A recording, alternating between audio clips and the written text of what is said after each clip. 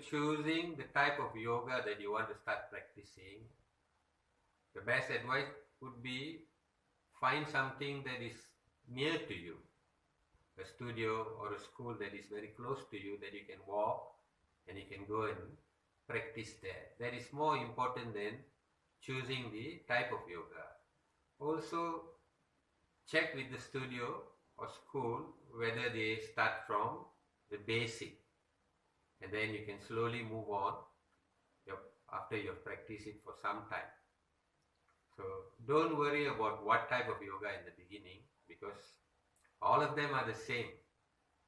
You start on a different path, maybe the name may be different, but all the asanas are same, and the reason for us to practice it is also the same.